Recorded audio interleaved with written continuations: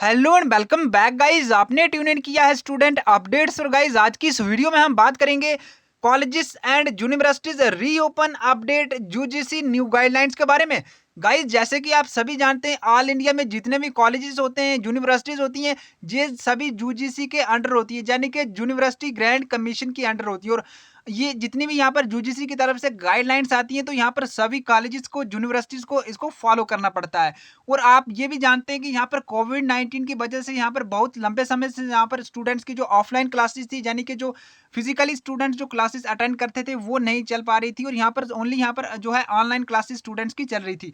तो यहाँ पर समय समय पर यूजीसी की तरफ से गाइडलाइंस आती हैं और जितने भी कॉलेजेस हैं या फिर यूनिवर्सिटीज हैं उसको फॉलो भी करते हैं।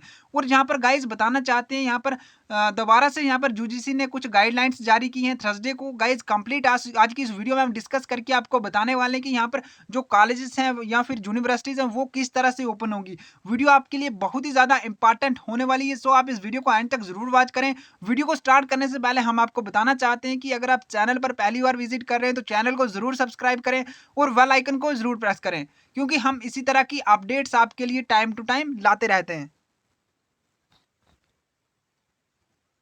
गाइस जैसे कि आप यहां पर देख पा रहे हैं, colleges and universities to reopen check UGC guidelines here, यानी कि यहां पर जो यूजीसी की गाइडलाइंस है कंप्लीट आपको डिस्कस करके हम बताने वाले हैं।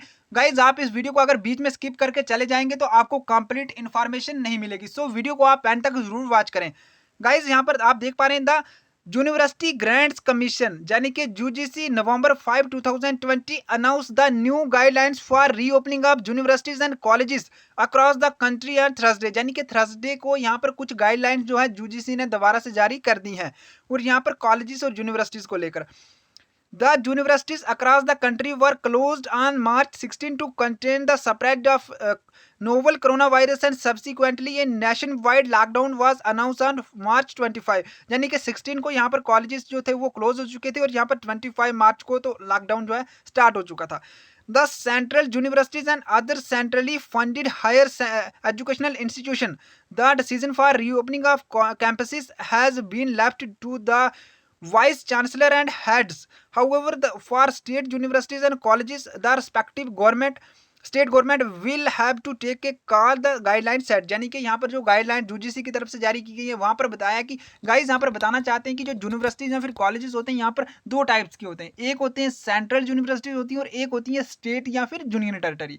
अब जो सेंट्रल के अंडर यूनिवर्सिटीज आती हैं, जितनी भी यूनिवर्सिटीज हैं अगर वो सेंट्रल के अंडर आती हैं, तो यहाँ पर क्या है कि यहाँ पर वो जो है यहाँ पर वो डिसीजन लेंगे वाइस चांसलर या फिर हेड, यानी कि जो इंस्टीट्यूशन के हेड होंगे, जो भी यूनिवर्सिटीज या फिर कॉलेज के हेड होंगे, वाइस चांसलर होंगे, ये उनके हाथ में डिसीजन होगा कि वो ओपन करेंगे कॉलेजेस को या फिर यूनिवर्सिटीज को या नहीं करेंगे।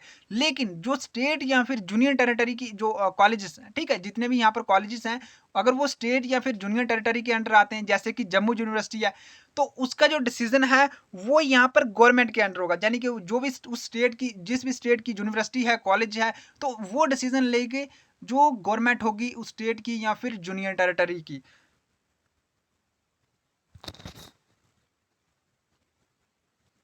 गाइज ये तो आप सभी जान चुके होंगे कि जो सेंट्रल यूनिवर्सिटीज होंगी उनका डिसीजन लेंगे जो हेड होंगे इंस्टीट्यूशन के, जैसे वाइस चांसलर होते हैं। और जो स्टेट के अंडर यूनिवर्सिटीज आती हैं जैसे जम्मू यूनिवर्सिटी है, तो उनका जो डिसीजन है जो यहाँ स्टेट या फिर जूनियर टेरिटरी, जैसे जम्मू यूनिवर्सिटी तो जूनियर टेरिटरी के अंदर आती है, तो यहाँ पर उनका जो डिसीजन है वो यहाँ पर जूनियर टेरिटरी की जो गवर्नमेंट होगी उनके हाथ में होगा, वो डिसीजन लेंगे कि ओपन करना है या नहीं करना है। ठीक है, इसके बाद इन्होंने बताया the guideline suggest following A 6 day schedule, reducing class size, setting up isolation facilities on campus and COVID-19 screening of students, facility and staff. यानी कि जब अगर ओपन होंगे तो यहाँ पर 6 day का एक शेड्यूल तैयार किया जाएगा जिसमें यहाँ पर आइसोलेशन फैसिलिटी भी जो है बनाई जाएगी कैंपस में, और कोविड-19 स्क्रीनिंग भी की जाएगी स्टूडेंट्स की, जितने भी स्टाफ हैं, फैसिलिटी मेंबर हैं स्टाफ की, तो यहाँ पर उनकी सभी की यहाँ पर स्क्रीनिंग की जाएगी। 6 day शेड्यूल में be followed so that classes can be conducted in phase and the seating arrangement has made keeping in view the requirement of physical distancing, the panel said। यानी कि यहाँ पर जो शेड्यूल तैयार किया जाएगा 6 day का, और यहाँ पर क्लासेस जो होंगी वो फेज मैनर पे होंगी और सीटिंग अरेंजमेंट भी किया जाएगा। यहाँ पर जो फिजिकल डिस्टेंसिंग है उसको देखते हुए यहाँ पर जो सीटिंग अरेंजमेंट है वो भी फिजिकल डिस्टेंसिंग को देखते हुए किया जाएगा। Universities and colleges may consider reducing the class size and breaking them in multiple sessions to maintain physical distancing। ठीक है गाइस, इसके बाद यहाँ पर कहा है कि जो भी यूनिवर्सिटी या फिर कॉलेज है वहां पर क्या किया जाएगा कि जो क्लास का साइज है उसको रिड्यूस किया जाएगा, कम किया जाएगा। अगर 100 स्टूडेंट होंगे तो उनका साइज कम किया जाए, मतलब कम स्टूडेंट्स की क्लास ली जाएगी। And break them in multiple season to maintain physical distancing. तो यहाँ पर अगर 100 स्टूडेंट है किसी क्लास के एग्जाम्पल के तौर पर, तो अगर सभी जाएंगे तो यहाँ पर सोशल डिस्टेंसिंग तो फॉलो नहीं हो पाएगी। तो इसलिए यहाँ पर उनको साइज जो है रिड्यूस किया जाएगा, कम किया जाएगा स्टूडेंट्स का, और उनके जो है मल्टीपल सीजन बनाए जाएंगे। मतलब यहाँ पर अलग अलग सीजन बनाया, एक ही क्लास के दो ज़्यादा क्लासेस हो सकती हैं, मतलब यहाँ पर जो है मल्टीपल सीजन तैयार किए जाएंगे। Depending on the availability of space in classroom or learning sites, up to 50% students may be allowed on a rotation basis to attend the class, the commission said। यानी कि जो कमीशन जो UGC है उन्होंने यहाँ पर कहा है कि यहाँ पर देखा जाएगा कि कितनी स्पेस है क्लासरूम में, लर्निंग साइड पे कितनी प्लेस है, मतलब 50% स्टूडेंट्स जो है अलाउ किए जाएंगे, अप टू 50%, मतलब ज़्यादा से ज़्यादा 50% स्टूडेंट्स जो है अलाउ किए जाएंगे। और ये रोटेशन बेसिस पर होंगी क्लासेस, जो क्लासेस अटेंड होंगी वो रोटेशन बेसिस, मतलब पहले कुछ स्टूडेंट्स की क्लास होगी, फिर उसके बाद दोबारा से स्टूडेंट्स कुछ जो उसी क्लास के स्टूडेंट्स होंगे, अलग सीजन के स्टूडेंट्स, उनकी क्लासेज होंगी, इस तरह से यहाँ पर क्लासेज होंगी।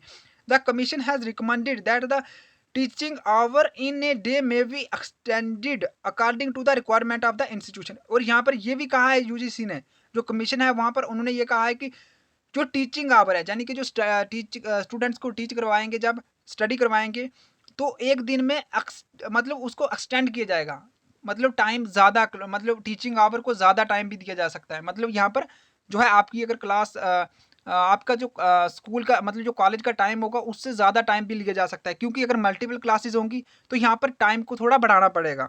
ठीक है, ये देखा जाएगा रिक्वायरमेंट इंस्टीट्यूशन, मतलब किसी इंस्टीट्यूशन की अगर रिक्वायरमेंट है, टाइम कम है, तो यहाँ पर स्टूडेंट ज़्यादा है तो वहाँ पर मल्टीपल क्लासेस होंगी, तो यहाँ पर वो ठीक है उसको मतलब एक्सटेंड किया जाएगा। ठीक है guys,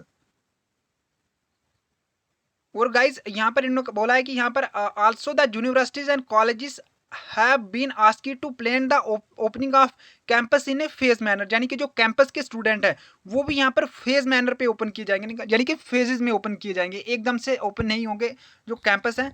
with such activities that adhere to COVID-19 norms including social distancing, use of face mask and other protective measures। यानी कि यहाँ पर अगर कोविड-19 को भी ध्यान में रखते हुए फेज मैनर में ओपन किए जाएंगे कैंपसेस, और यहाँ पर इसके अलावा सोशल डिस्टेंसिंग को वहाँ पर बहुत ज़्यादा फॉलो करना पड़ेगा, और फेस मास्क को भी इस्तेमाल करना पड़ेगा, और प्रोटेक्टिव मेजर जितने भी हैं उनको भी फॉलो करना पड़ेगा।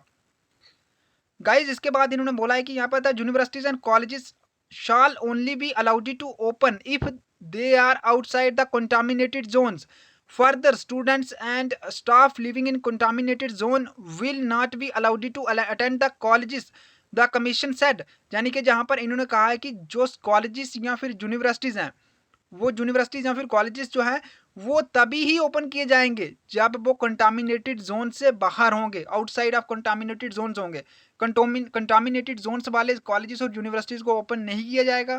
ठीक है, यहाँ पर ये आपको ध्यान रखने वाली बात है कि जो भी कॉलेजेस या फिर यूनिवर्सिटी जो है कंटामिनेटेड जोन के अंडर आते हैं तो उनको यहाँ पर ओपन नहीं किया जाएगा।